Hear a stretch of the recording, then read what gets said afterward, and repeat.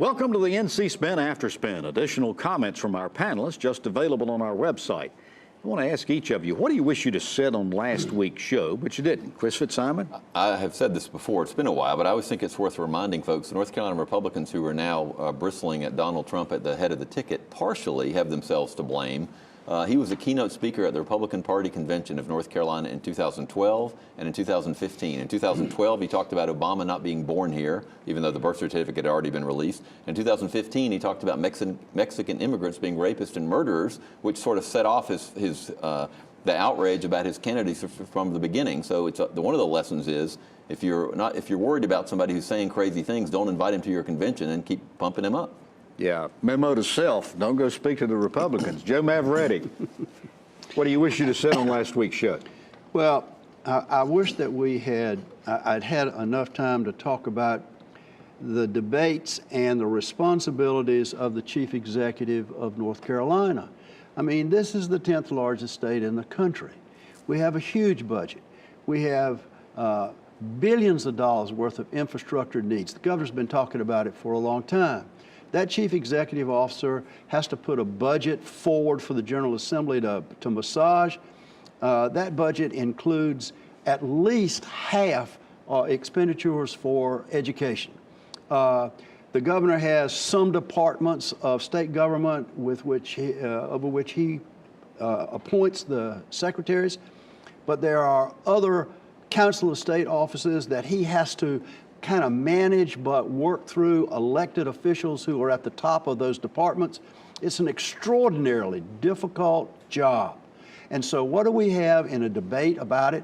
Well, as I said on the show, we have this debate about BGLQT plus, a handful of people, and where they go to the bathrooms, and almost crime labs, and almost teacher pay nothing increases. About what this responsibility is for hundreds of thousands of employees and billions of dollars, and we're talking about where you go to the bathroom. Come on. And the reason for this is the way television works.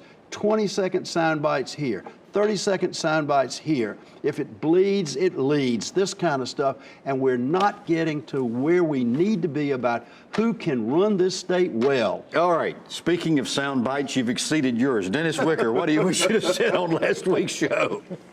Well, we talked about the fact that the economy in North Carolina is improving. The Civitas Institute did a study, and indeed it has over the past few years. But there's one thing about our economy that is structurally needing attention, and attention badly, and that is we have a skills gap in North Carolina. And I was thinking about how we fix that and how we could go about eliminating this skills gap. That means the jobs are there, but the people don't have the skill set to fill those jobs. And I think it'd be a wonderful issue for the governor or the legislative leadership to take on and use our community college system to make sure that we close that gap so we can put people back to work. Yeah, almost get to the point maybe like Europe is, where we're steering kids into some of these absolutely, whatever it vocational. takes. Yeah. Yes. All right. John, what do you wish you'd have said on last week's show? Well, I was thinking a number of different times that I wanted to interject my concern that Joe Mavretic has become subdued and reticent. And I didn't want to be accused of questioning his virility or anything, his energy level.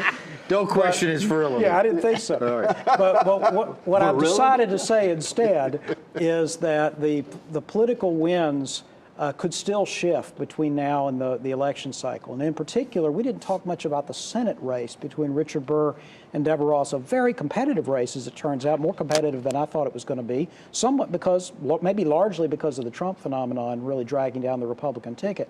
But in that race, there really still hasn't been a lot of attention paid to those two candidates. Senator Burr, of course, is an incumbent, but not a very high profile. Deborah Ross is still unknown to lots of people. So there might be some late hits in that race that affect the outcome.